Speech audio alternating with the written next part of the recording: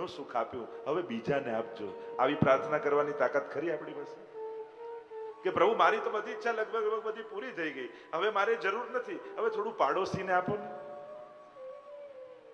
એવી પ્રાર્થના કરવાની તાકાત ખરી? માણસને ક્યાં પૂર્ણ વિરામ મૂકવો એ જ સમજ નથી હોતી. જે દિવસે એ સમજાઈ જાય ને, જો ભગવાન એ પ્રશ્નાર્થ નથી, ભગવાન એ આશ્ચર્ય ચિહ્ન નથી, ભગવાન એ અલ્પ વિરામ નથી, પણ ભગવાન એટલે જીવનમાં ઉઠેલા બધા જ પ્રશ્નોનો પૂર્ણ વિરામ. ઘણા માટે ભગવાન પ્રશ્નાર્થ હોય. ભગવાન હશે, કઈ રીતે આ બધું ચલાવતા હશે? ખરેખર ભગવાન ચલાવતા હશે? ભગવાન જેવું કઈ હશે? ઘણા માટે ભગવાન પ્રશ્નાર્થ બનેલા છે કે નહીં? ઘણા લોકો કે હું ભગવાનમાં માનું, ઘણા કે હું ભગવાનમાં ન માનું. ત્યારે ઘણી વાર ઈચ્છા થાય કે તું ભગવાનનું ડેફિનેશન શું કરે છે કે તું કહે છે હું ન માનું? તારા મને ભગવાનની વ્યાખ્યા શું? તું ભગવાન એટલે શું માને છે? કે આકાશમાં રહેનારો કોઈ વ્યક્તિ? ભગવાનના અનેક સ્વરૂપો છે, અનેક પ્રકારથી ભગવાન શબ્દને શાસ્ત્રોએ સમજાવેલા છે. એટલે સૌથી પહેલા ભગવાનને સમજ, પછી કહેજે હું માનું કે ન માનું. તો ભગવાન પ્રશ્નાર્થ નથી, ભગવાન આશ્ચર્ય નથી, ભગવાન એ જીવનના ઉઠેલા દરેક પ્રશ્નોનું પૂર્ણ વિરામનું નામ ભગવાન છે.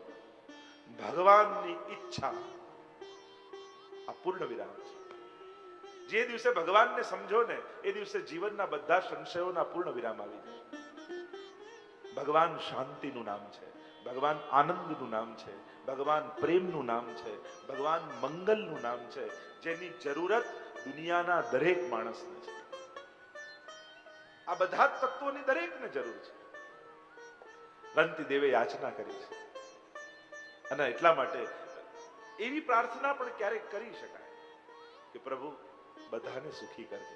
અને આ દુનિયામાં રહેનારા માણસો નક્કી કરી લે ને કે આપણે માણસ જાતિને સુખી કરવી છે, તો ભગવાનને હેરાન કરવાની બહુ જરૂર જ ન પડે. આપણે આ માણસોની અવ્યવસ્થાને કારણે દુનિયામાં માણસો દુખી છે.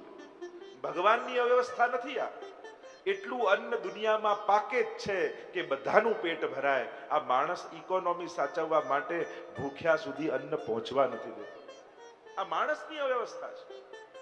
જ્યારથી માણસે આ દુનિયાને પૈસા પ્રદાન કરી, વ્યવહાર પ્રદાન કરતી, ત્યારથી અમીરી અને ગરીબીની ખાઈ મોટી થતી ગઈ. જરૂર છે જેના જીવતરની, એને કોઈ જીવવા નથી દેતા. જીવે છે મોતના વાંકે, એને કોઈ મરવા નથી દેતા. ધરાયેલાના મોઢામાં પરાણે કોળિયા દે છે, ને ભૂખાને કાજવાસી ભાત પણ વધવા નથી દેતા. સુખડને ઘી થકી બળતા શબો ધનવાનના મોંઘા, ને ગરીબની લાશ પર પૂરું કફન પણ ચડવા નથી દેતા. આ વિપરીતતા માણસે પેદા કરેલી છે. અને એટલા માટે માણસ જાતિ નક્કી કરે, કમથી કમ આપણે નક્કી કરીએ કે મારા ઓળખીતામાં કોઈ દુખી તો નથી ને, મારા પરિચિત. ઘણી વાર આપણે મદદ કરીએ, વાયા સંસ્થાઓ, વાયા જઈને સોશિયલ વર્ક કરવા જઈએ, જ્યાં આપણે કંઈ જોયું ન હોય ને આપણને ખબર ન હોય. એના કરતા તમારી આજુબાજુ ઘણાય દુખી છે. અને સંસ્થાઓએ પણ ધ્યાન રાખવું. ઘણી વાર સોશિયલ વર્કની સંસ્થાઓ પણ એમનો વહીવટી ખર્ચ જ એટલો મોટો રાખતા હોય છે કે 40 થી 60% પૈસા તો વહીવટમાં જ ખર્ચાઈ જતા. જેના માટે ડોનેશન મળ્યું એ માટે નથી ખર્ચાતું. એટલે જે સામાજિક સોશિયલ વર્કની સંસ્થાઓ ચલાવતા હોય એને એ પણ સાવધાની રાખવી કે બને એટલો વહીવટી ખર્ચ ઓછો કરી જેના માટે દાન મળ્યું છે એના માટે જ વપરાય. નહીં તો ઘણી વાર પોતાના કરેલા કાર્યોનો પ્રચાર કરવા માટે છાપામાં એડ આપવાના, બેનરો લગાવવાના, પોસ્ટરો લગાવવામાં એટલું બધું ખર્ચી નાખે કે જેના માટે મળ્યું હોય ત્યાં સુધી પહોંચે. એટલે એ બી બહુ વિચારણીય પ્રશ્ન છે કે જે સંસ્થાઓ કાર્ય કરે છે એ સંસ્થાના જવાબદાર લોકોએ પણ સતત જાગૃત રહેવું કે આ પૈસો મને બીજા માટે મળ્યો છે અને જેના માટે મળ્યો છે ત્યાં સુધી હું પહોંચાડું. એટલે બને એટલું સાત્વિક વ્યવહાર રાખી અને વધારેમાં વધારે સત્કર્મમાં વપરાય એની જાગૃતિ રાખી. તો જ્યાં ઓળખતા નથી ત્યાં દૂર દૂર જઈને કરવાની કોશિશ કરીએ. દરેક વ્યક્તિ નક્કી કરે કે મારા પરિચિતમાં કોઈ દુખી ન રહે, કોઈ છોકરો ભણ્યા વગર ન રહી જાય, કોઈ ઈલાજ વગર ન રહી જાય. બસ આટલું નક્કી કરીએ તો દુનિયા, જેમ બધા પોતપોતાનું આંગણું સાફ કરે તો દુનિયા ચોખ્ખી થઈ જાય, એમ જેમ કહેવામાં આવે, જેમ પોતાની નિકટના લોકોને સુખી કરવાની ભાવનાથી જીવીએ તો બધાય સુખી થાય. અને સુખ દુઃખ પણ એ પણ એક બહુ વિચારણીય પ્રશ્ન છે. શું આફ્રિકાના જંગલમાં રહેતો પેલો મસાઈ આદિવાસી, એને તમે પૂછો કે તું દુઃખી છે, પેલો કે ના હું તો સુખી છું. સુખી આપણે કોને માની, એ પણ એક ચર્ચાનો વિષય થઈ શકે. શું આજથી 5000 વર્ષ પહેલા કોઈને ફ્રીજ નહોતું, કાર નહોતું, એસી નહોતું, આ બધા સગવડ નથી, એટલે 5000 વર્ષ પહેલા બધા દુઃખી જ હતા? ના, આ આવ્યું. ખરેખર તો વિજ્ઞાને જેટલું શોધીને સગવડતાઓ ઊભી કરીને એને કારણે ખાઈ વધારે મોટી થઈ. કારણ કે જ્યાં સુવિધા નથી ત્યાં દુઃખ આપણે એમ માની, અને એને કારણે જે સુવિધા ભેગી ન કરી શકે દુઃખી માનવામાં. તો આપણે એક બહુ ચર્ચાનો વિષય છે કે આપણે સુખ દુઃખની કઈ રીતે ગણતરી કરીએ છીએ. અહીંયા અનંતી દેવની કથા આવી. 9મા સ્કંદને વિરામ આપીએ. બોલો કૃષ્ણ કનૈયા લાલ કી જય. હવે તમારા બધાનું પ્રિય એવું 10મા સ્કંદમાં પ્રવેશ કરે. ભગવાનનું હૃદય 90 અધ્યાય ભાગવતજી અનુસાર મહાપ્રભુજીએ 3 અધ્યાય પ્રક્ષિપ્ત માન્યા, 12, 13 અને 14, જેમાં બ્રહ્માજીને મોહ થયો એ લીલા છે ને. મહાપ્રભુજી કહે કે આ સારસ્વત કલ્પની લીલા નથી. ભાગવતજીની મહત્તા સારસ્વત કલ્પને કારણે મેં પહેલા દિવસે કહ્યું હતું, અન્ય પુરાણો કરતા ભાગવતજીને વિશેષ કેમ માનવામાં આવે? કારણ કે સારસ્વત કલ્પના દ્વાપરમાં જે પૂર્ણ પુરુષોત્તમ પોતે શ્રી કૃષ્ણ સ્વરૂપે પ્રગટ થયા હતા એની કથા ભાગવતજીમાં છે. અને આ કલ્પમાં ભગવાને બ્રહ્માજીને વચન આપ્યું હતું કે તમને મારી લીલામાં મોહ નહીં થાય. અને અહીંયા મોહ થયો છે એટલે મહાપ્રભુજી કહે કે આ લીલા થઈ છે પણ સારસ્વત કલ્પમાં નથી થઈ, અન્ય કલ્પમાં થઈ છે. એટલા માટે સુબોધની આદિ લખ્યા પણ કહ્યું કે આ પ્રક્ષિપ્ત અધ્યાયો છે. અને એટલા માટે મહાપ્રભુજી 7 પ્રકારે ભાગવતજીના અર્થ કરે, એટલે આના પણ પ્રકરણ વિભાગ બતાવે, જે તમને બધાને આવડે છે. સુબોધનીનો એ શ્લોક તમને બધાને આવડે છે. ચતુર્ભિશ્ચ ચતુર્ભિશ્ચ ચતુર્ભિશ્ચ ત્રિભિસ્તથા ષડભિર્વિરાજતે યોસૌ પંચધા હૃદયે મમ. તમે મંગલાચરણમાં બોલો છો ને, નમામિ હૃદયે શેષે લીલાક્ષિરાબ્ધિશાયિનમ લક્ષ્મી સહસ્ર લીલાભિ સેવ્યમાનમ કલાનિધમ. આ બંને શ્લોક સુબોધનીજીના છે. મંગલાચરણ એ કોઈ પોતે સ્વતંત્ર ગ્રંથ નથી, આ જુદી જુદી જગ્યાએથી ભેગા કરેલા શ્લોકો છે. પ્રકરણ વિભાગ બતાવ્યા, બહુ એના ઊંડાણમાં નહીં જવું પણ સહજમાં સમજાવવાની કોશિશ કરી. 4 4 4 ચતુર્ભિશ્ચ ચતુર્ભિશ્ચ ચતુર્ભિશ્ચ ત્રિભી 3 અને ષડભી પંચધા હૃદયે મમ, એટલે કે 4 4 4 3 અને 6 આમ 5 પ્રકારે મારા હૃદયમાં બિરાજો. આમાં આખું 10મો સ્કંદ આવી જાય. તમે આ શ્લોક બોલો ને ત્યારે 10મા સ્કંદની બધી જ લીલાઓને યાદ કરવાની. મંગલાચરણ તમે બોલો, સૌથી પહેલો શ્લોક બોલો ચિંતા સંતાન હંતા, ત્યારે મહાપ્રભુજીનું સ્મરણ કરું. પછી યદ અનુગ્રહ તો જંતુ સર્વ દુઃખા, ત્યારે ગોપીનાથજી ગુસાઈજીનું સ્મરણ કરું, ગુસાઈજીએ લખ્યું છે. અજ્ઞાન તિમિરાન દસ્ય જ્ઞાનાન, ત્યારે ગુરુજનને યાદ કરવા. અને જ્યારે આ શ્લોકો બોલો ત્યારે 10મા સ્કંદની લીલાઓનું સ્મરણ કરવું. સમસ્ત 10મા સ્કંદ આ એક શ્લોકમાં આવી જાય છે. મહાપ્રભુજી પ્રકરણ વિભાગ બતાવ્યા. પહેલું ચતુર્વિશ્ચ એટલે જન્મ પ્રકરણ. પહેલા 4 અધ્યાયમાં 10મા સ્કંદમાં ઠાકોરજીના જન્મની કથા છે, એટલે એને કહેવાય જન્મ પ્રકરણ. પછી તામસ, રાજસ અને સાત્વિક આ 3 પ્રકારની લીલાઓ ઠાકોરજી કરે છે, એટલે એ ત્રણેયના પ્રકરણ આવ્યા. પછી પાછું આવ્યું ગુણ પ્રકરણ. ઐશ્વર્ય, વીર્ય, યશસ્વી, જ્ઞાન, વૈરાગ્ય, 6 ગુણ ભગવાનમાં, દરેકમાં એક એક અધ્યાય. તો આ 6 અધ્યાયનું ગુણ પ્રકરણ, અને આમ ટોટલ થાય 87 અધ્યાય. ટૂંકાણમાં સમજાવું છું. અને 3 અધ્યાય પ્રક્ષિપ્ત ઉમેરો તો થયા 90 અધ્યાય. ભગવાન અને માણસમાં ફરક એટલો, માણસનું હૃદય મુઠ્ઠી જેટલું નાનું હોય, બાકી બધા અંગો મોટા અને હૃદય નાનું. ભગવાનમાં ઊંધું છે, બાકી બધા અંગો નાના અને હૃદય સૌથી મોટું. 90 અધ્યાય. આ નિરોધ લીલા છે, જે દશવિધ લીલાઓ છે ને. 3જા સ્કંદથી આપણે પ્રારંભ કરી. અત્ર સર્ગો વિસર્ગસ્થ સ્થાનમ પોષણભૂતય મનવંતરેશાનું કથા નિરોધો. આમાં નિરોધ લીલાનું વર્ણન. નિરોધ લીલા એટલે પ્રપંચ વિસ્મૃતિ પૂર્વક ભગવદ આસક્તિ નિરોધ. મહાપ્રભુજી નિરોધ શબ્દને સમજાવતા કહે કે ભગવાન આ 10મા સ્કંદમાં આ બધી લીલા કરીને કરવા શું માંગે છે? કઈ લીલા કરવા માંગે છે? તો કે ભક્તોના પ્રપંચની વિસ્મૃતિ અને પોતાનામાં આસક્તિ પ્રગટાવવા માંગે છે. પ્રપંચ એટલે મેં અરુ મોર તોર તે માયા. આપણી અહમતા મમતા એને જ પ્રપંચ કહેવામાં આવે. તો આમ જીવ પોતાની લૌકિક અહમતા મમતા ભૂલી જાય અને એનું મન ભગવાનમાં લાગી જાય. બસ આ ભક્તનો ભગવાનમાં નિરોધ. મહાપ્રભુજી કે નિરોધ તો બે પ્રકારનો હોય કે ભક્તનો ભગવાનમાં એને એ જ ક્ષણે ભગવાનનો ભક્તમાં થઈ જાય. જે દિવસે ભક્તને એમ થાય ને કે પ્રભુ હવે આપના વગર હું નહીં રહી શકું, એ જ દિવસે ભગવાનને પણ એમ થાય હવે હું પણ તારા વગર નહીં રહી શકું. વાર્તા સાહિત્યમાં કેટલા પ્રસંગો આપણા માજીનો આવે ને, ઠાકોરજી એક ક્ષણ એને બહાર ન જવા દે, કઈક વસ્તુ લેવાય ન જવા દે, એના વગર એક ક્ષણ ન રહે. ગજ્જન ધાવનની વાર્તા આવે છે, એક ક્ષણ ઠાકોરજી નવનીત પ્રિયાજી એમના વગર ન રહે. નાથદ્વારમાં નવનીત પ્રિયાજી બિરાજે છે, ગજ્જન ધાવન જોડે એવા આસક્ત થયેલા, એક ક્ષણ ન રહે. અને જ્યાં અક્કાજીએ પાનના બીડા લેવા માટે બજારમાં મોકલ્યા અને એ રાજભોગનો થાલ નવનીત પ્રિયાજીની આગળ રાખ્યો અને નવનીત પ્રિયાજી કે જ્યાં સુધી ગજ્જન નહીં આવે ત્યાં સુધી હું ભોગ નહીં આરો. અને ત્યાં ગજ્જનને એવો તાપ થયો, અરે હું પ્રભુથી દૂર થયો, મૂર્છિત થઈને પડી ગયો. અહીંયા પ્રભુ એના વગર ભોજન નથી કરતા અને ત્યાં ભક્ત ભગવાન વગર મૂર્છિત થઈ જાય છે. આ પરમ નિરોધ એકબીજાનો છે. શેઠ પુરુષોત્તમ દાસના દીકરા ગોપાલદાસની વાર્તા આવે. આખો દિવસ ભગવત સેવા કરે મદન મોહનલાલજીની, થાકીને નિજ મંદિરના ઉંબરામાં માથું રાખીને સૂઈ જાય. પણ એક ક્ષણ એમના પ્રભુ વગર ન ચાલે. અડધી રાતના એવો વિરહ થાય એમને અને બૂમો પાડે, હે મદન મોહનલાલ, હે મદન મોહનલાલ. અને સૈયા મંદિરમાંથી ઠાકોરજી અવાજ લગાવે, હા શું છે ગોપાલદાસ? એટલે ગોપાલદાસ કહે કે પ્રભુ મને તો બોલવાની આદત પડી છે, આપ કેમ જાગો છો? ઠાકોરજી કે મને જવાબ આપવાની આદત પડી ગઈ છે.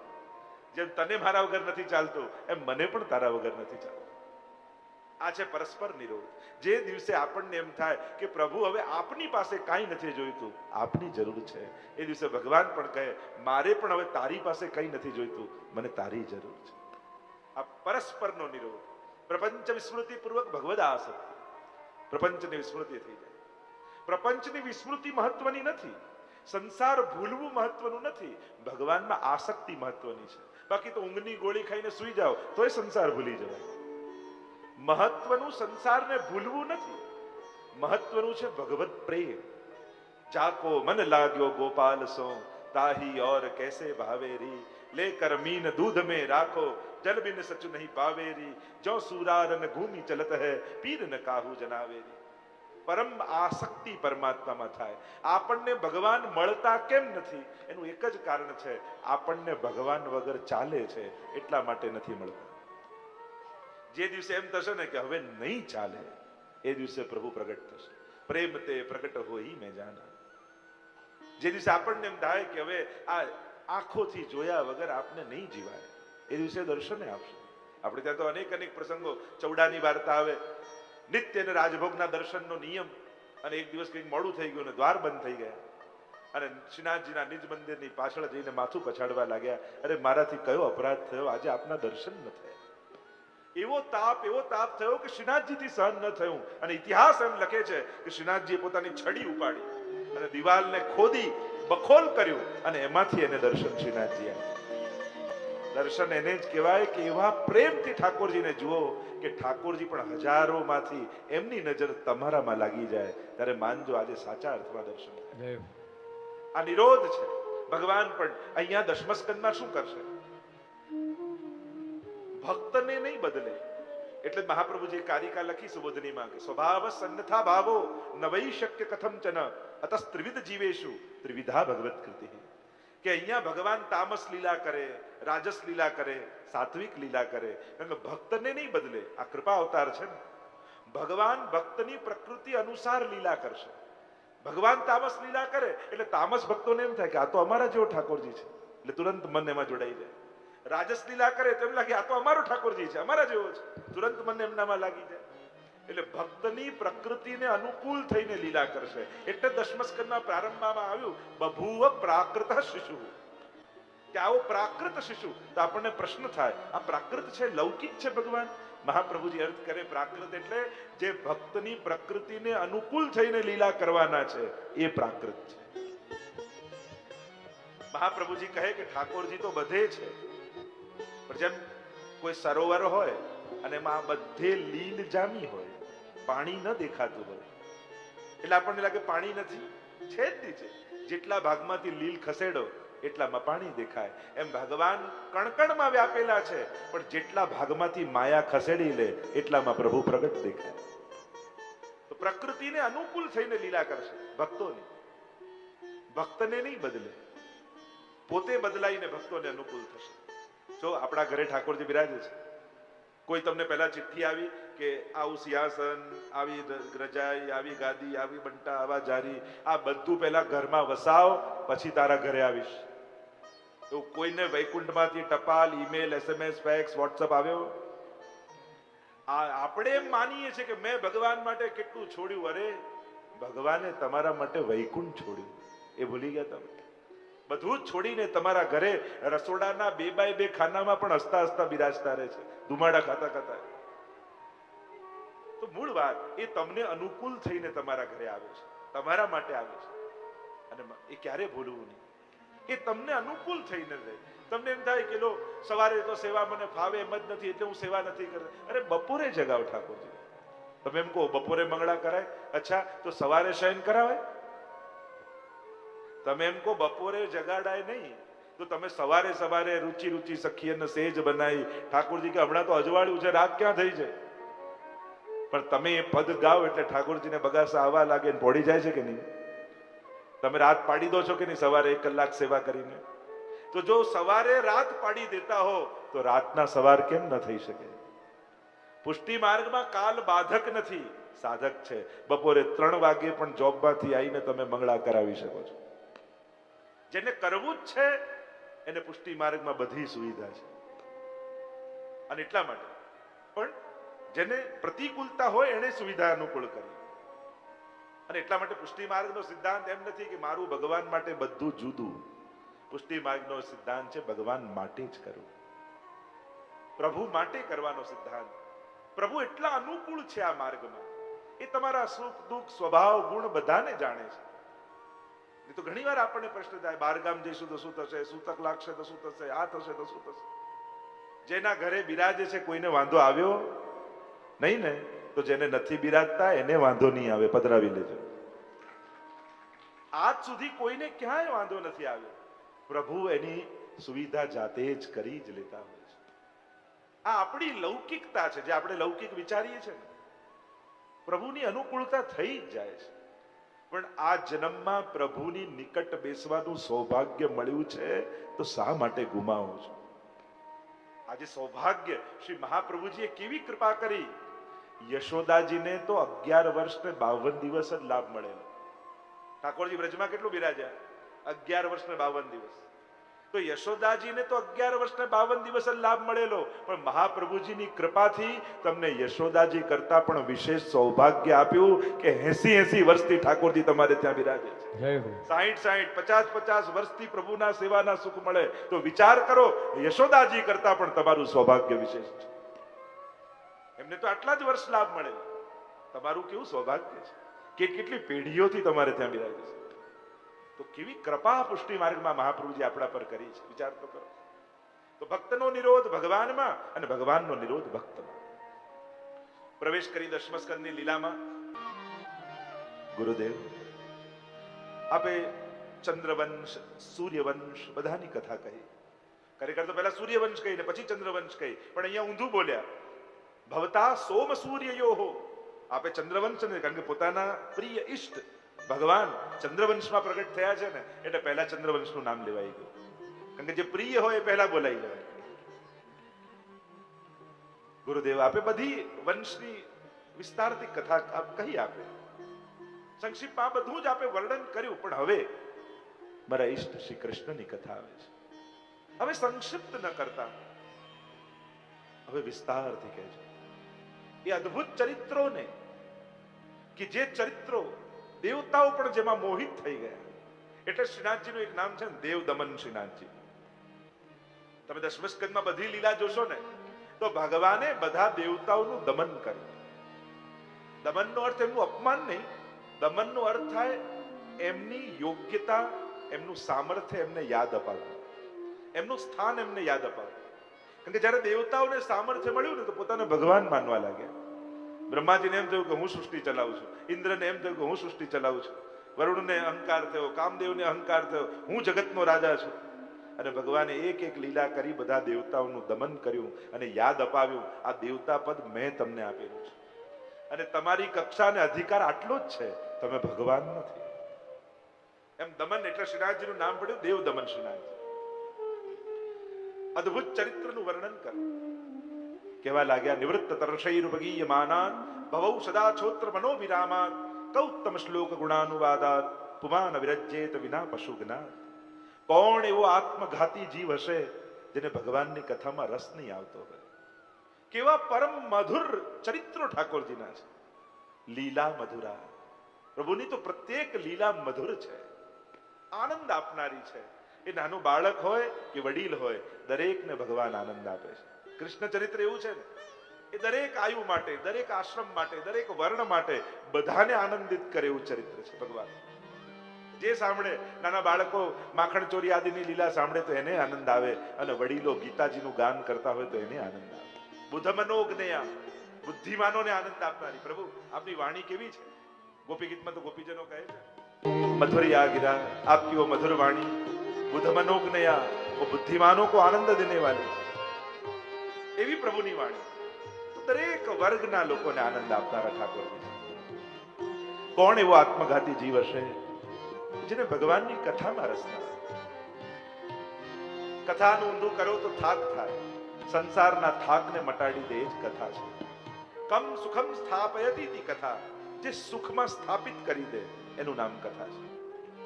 એ તો કથામાં ઘણી વાર એવું થાય, પહેલા દિવસે બધા બેઠા હોય ને, શરૂ થતી હોય, પહેલા દિવસે ઘણા પરાણે આયા હોય, શરમમાં આયા હોય, નહીં જઈએ તો ખોટું લાગશે, મોઢું બતાવી આવીએ એટલે એમ થાય કે બેસવું પડશે 3 કલાક. એટલે એવા ઉદાસ થઈને બેઠા હોય, કોઈનું નથી રે, કોઈનું નથી રે. એવા ભજનો પણ એવા નેગેટિવ ગોતી લાવે ને ઘણા.